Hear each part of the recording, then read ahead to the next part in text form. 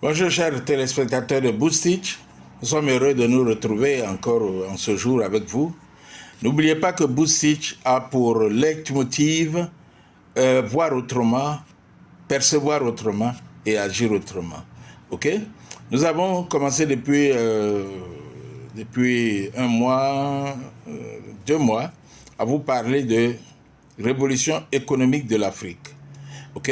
Nous avons parlé du cas du Niger, de l'Afrique du Sud, de l'Angola. Aujourd'hui, nous, suite à la réaction des différents abonnés, des différents téléspectateurs, nous avons décidé de vous dire qu'est-ce que c'est que la révolution économique, ok? Et qu'est-ce que l'Afrique peut faire, ok? Ce qui va être généralisé donc pour tous les pays, généralisé à tous les pays africains. Eh bien, quelle est la signification du mot révolution? Elle est définie selon le Larousse comme un changement brusque et violent de la structure politique et sociale d'un État. La révolution se produit quand un groupe se révoltant contre les autorités en place prend le pouvoir et réussit à la garder. Maintenant, parlons de la révolution économique. Nous allons prendre l'exemple de l'Europe. Okay? C'est quoi la révolution économique? Au XVIIIe siècle, les populations européennes ont recommencé à s'accroître. Cet accroissement a multiplié les besoins de toutes sortes, sur tous les plans. D'autre part, la colonisation que les Européens ont faite en Afrique et l'essor du grand commerce maritime, a augmenté les possibilités de vente des produits européens. Or, qui dit demande forte, il va sans dire demande, augmentation donc de possibilités. Qu'est-ce qui caractérise la révolution économique? En Europe, toujours, la révolution a été d'abord technique. Avec le perfectionnement de la machine à vapeur, la mécanisation s'est développée et les usines ont remplacé les manufactures. Les progrès de la métallurgie ont permis de construire donc des machines plus performantes. Et ainsi, les gains en productivité ont été colossaux. Ce qui fait qu'ils ont pu répondre donc à la demande qui s'est accrue avec donc le commerce maritime. Quels sont les facteurs de la révolution? Les facteurs de la révolution, il y en a 3 que nous avons identifiés. Ce sont les facteurs économiques, facteurs sociaux, facteurs politiques. La conjonction de ces 3 facteurs est à la base de la plupart des révolutions. En Afrique, celle qui nous concerne, tous ces facteurs sont réunis.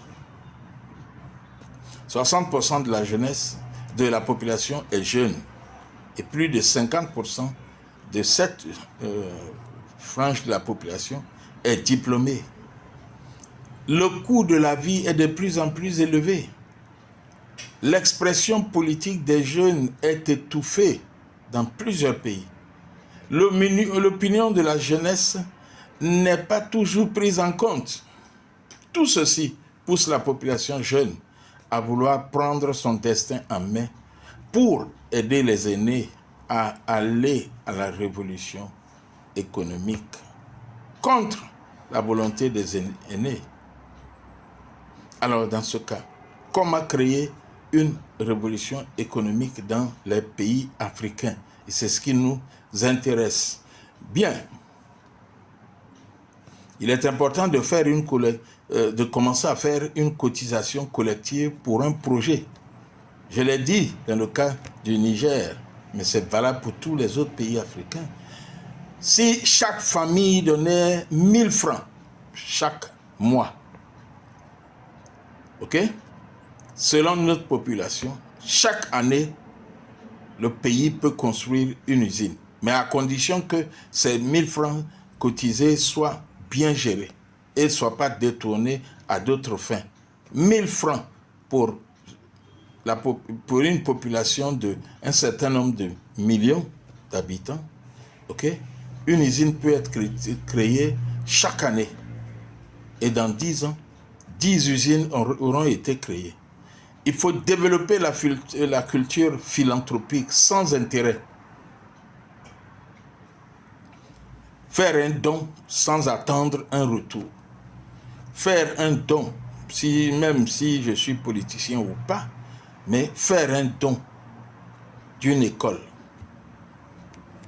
d'un hôpital, sans attendre que le village ou la région vous offre un terrain pour faire une activité qui vous rapportera des sous. Okay? C'est ça, développer une culture philanthropique. Améliorer l'éducation en modifiant les systèmes éducatifs. Oui. Les systèmes éducatifs en Afrique ont besoin d'être adaptés à l'objectif que nous visons.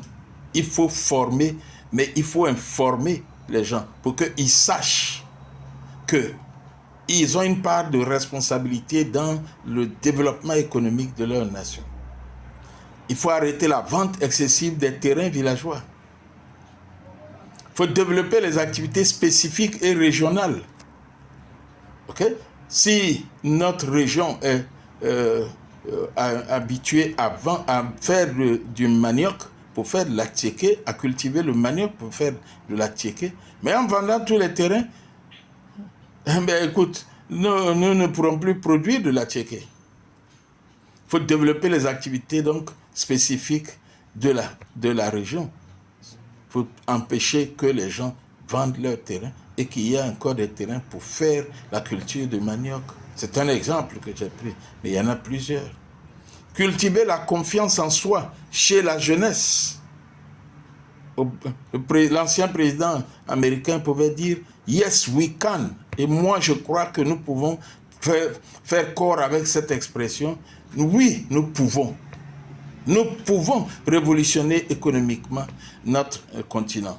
Encourager les émulations et non la concurrence entre la jeunesse battante. Motiver la jeunesse à mutualiser leurs compétences et expertise. Former les acteurs économiques au respect de la parole donnée et des engagements.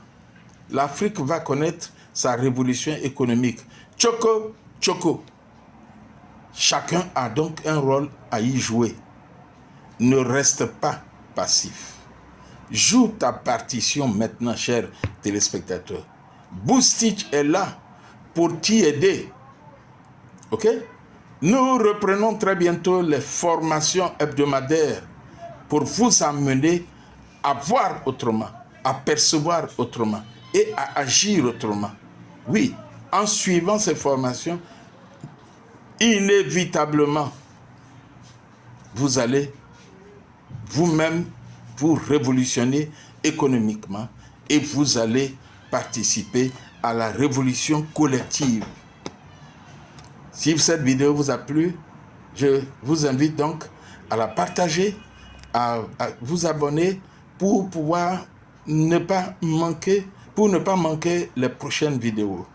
C'était Boostich TV. À bientôt. Bye bye.